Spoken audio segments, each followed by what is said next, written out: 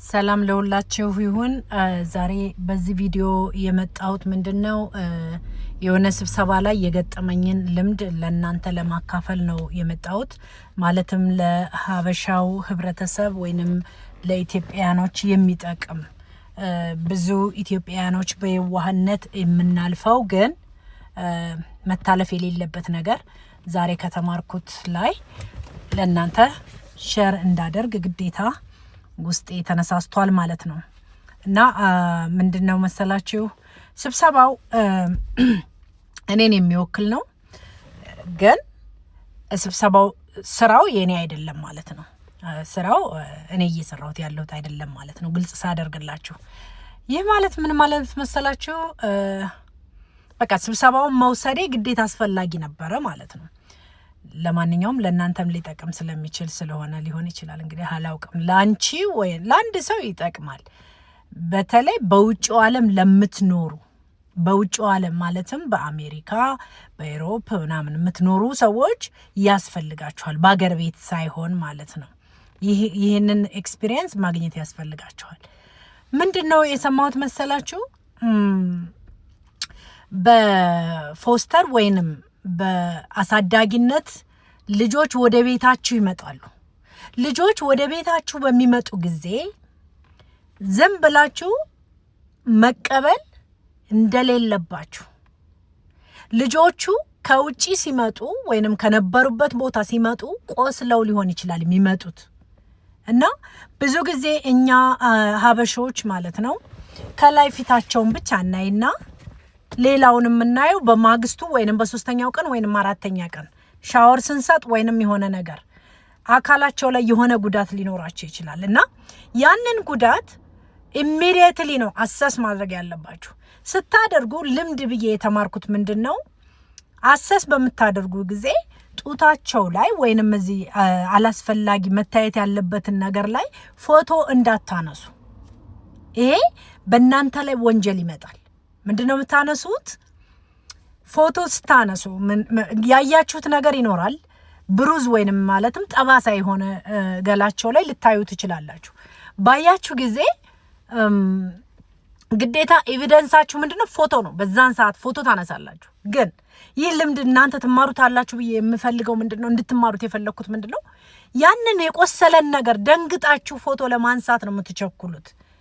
እንደዛ ስታደርጉ ሌላ ነገር ማንሳት የሌለባችሁን ደግሞ እንዳታካትቱ ማሰብ አለባችሁ ሁልጊዜ ማለት ነው። ውስጥ በቃ ይሄንን ፎቶ ቁስሉን ስናነሳ መካተት የሌለበትን ማንሳት የለብንም። ስለዚህ ምን ማድረግ አለባችሁ? ዛሬ እንደተማርኩት በፕላስተር ለጥፉት። ያችን ቦታ ብቻ በፕላስተር ለጥፉት። ማለትም የልጆች የማንኛውም ወንድም ሆነ ሴት የጡቱን ጫፍ በፕላስተር ወይንም በቴፕ ለጥፉት። ቴፕ ማለት ፕላስተር ማለት ነው። በፕላስተር ወይንም ባንዴት ለጥፉት። ፕራይቬት ቦታም ላይ እንደዚሁ ማለት መታየት በሌለበት ቦታ ላይ ማለት ነው። ምን ታደርጋላችሁ? ቴፕ ለጥፉበት። እዛ ቦታ ላይ ለጥፉ። ከኋላ ያለው መታየት የሌለበትን በቴፕ ለጥፉት። ከዛ ፎቶውን ታነሳላችሁ ማለት ነው። ፎቶ አንስታችሁ ዝም ብላችሁ ይዛችሁ ቁጭ አይደለም። ኬዝ ወርከር የሚባል አለ፣ ወይንም የነዛ ኃላፊ አላቸው ማለት ነው። ያንን 24 አወርስ ከመሙላቱ በፊት ማሳወቅ አለባችሁ። ይህ ስራ የሚከናወነው ምንድነው፣ ቤታችሁ መጥተው አድረው አይደለም። ቤታችሁ ዋክኢን አድርገው ዶክመንት ተቀባብላችሁ ተረካክባችሁ ከዛ ልጆቹ ወደ ቤታችሁ ከገቡ በኋላ ምንድነው መሆን ያለበት? ይሄ ነው አሰስመንት ነው የሚባለው። ሰውነታቸውን ሙሉ በሙሉ ቼክ ማድረግ አለባችሁ። ቼክ ስታደርጉ በቃ ይህ ልምድ እንዲለምድባችሁ ሁልጊዜ የማስበው ምንድነው፣ የፕራይቬት ፓርትን መለጠፍ መሸፈናችሁን እንዳትረሱ። ሸፍናችሁ ፎቶን አንሱ ማለት ነው። እና ብዙዎች ሀበሾች አሁን እየተጎዱ ያሉት ምንድነው፣ አደጋውን ያደረሰው አካል እንዳለ ሆኖ አደጋውን ያደረሰውን አካል እየተናገረ ልጁ ወይም ልጅቷ እነሱ እንዳደሉ ግልጽ እንደወጣ እየተናገረ ያለ ብዙ ጊዜ አደጋውንም ከማድረሱ ይልቅ ምንድነው የሚደርሰው አላስፈላጊ ፎቶ በስልካቸው አንስተው በመላክ ለዛ ለኬዝ ወርከር ወይንም ለሚፈልገው ሰው ላሉት እስከነ ምናምኑ ያነሱና ፎቶ ይልካሉ ማለት ነው። አሁን ጉዳቱን አድራሹ ልጆቹ ኦነስት ከሆኑ ይናገራሉ። ቢናገሩም እሱ ፊንገር ፕሪንት እስኪመረመሩ ድረስ ብዙ ነገር ፕሮሰስ አለው። እውነቱ እስኪወጣ ድረስ ብዙ ነገር ስላለ ኮተቱ ብዙ ስለሆነ ጊዜ ይፈጃል። ግን ከዛ በፊት ደግሞ የሚያጋልጣችሁ ነገር ምንድነው? ራሳችሁ በእጃችሁ የሰራችሁት ነገር፣ ራሳችሁ በስልካችሁ የሰራችሁት ነገር በጣም አደጋ ነው። በጣም አደጋ ነው ከሚገባው በላይ። ይሄንን ላለማድረግ አስቀድማችሁ ቲንክ አባውት ኢት፣ ተጠንቅቃችሁ ምንድነው አሁን የማደርገው? ልጁ መጥቷል ወይንም ልጅቷ ቤቴ መጥታለች፣ ቤቴን ከፍቻለሁ፣ አስገብቻለሁ፣ ልጆቹን ቴክ ኬር ላደርግ ነው። ስለዚህ ይህ ልጅ ቆዳው ምን አይነት ነው አሰስ ማድረግ አለብኝ።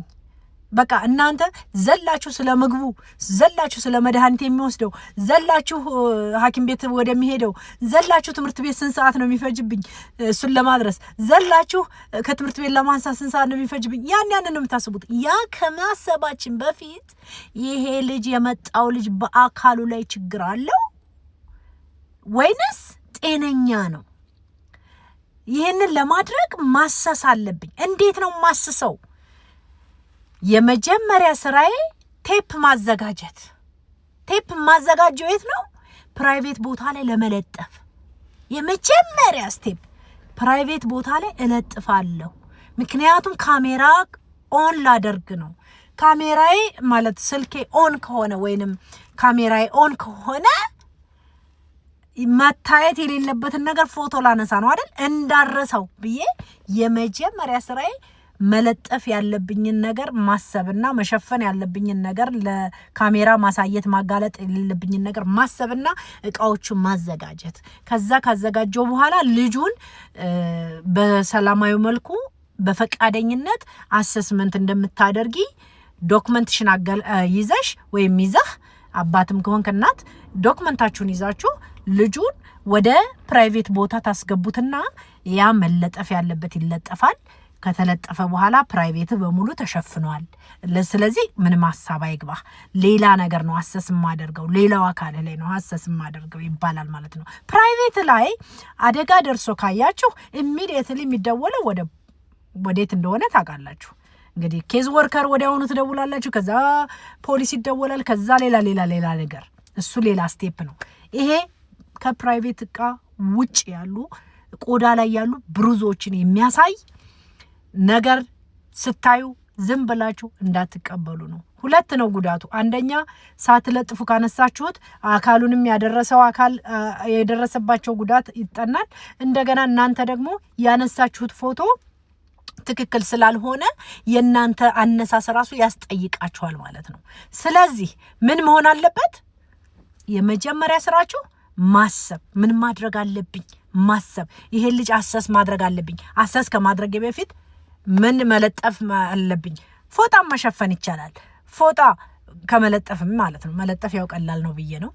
ቢለጠፍ ቀላል ነው፣ ይነሳል። ያችን ፓርት ደግሞ በትንሿ ስለሆነ ቢለጠፈው ምንም ችግር የለም። ይሄ ነው የዛሬው ምክር። ይሄ ላይ ያበቃል። አመሰግናለሁ። ወዳችኋለሁ። ስታዩት ላይክ፣ ሼር፣ ኮመንት አድርጉልኝ። በጣም ነው የምወዳችሁ ወገኖች። ቴንኪው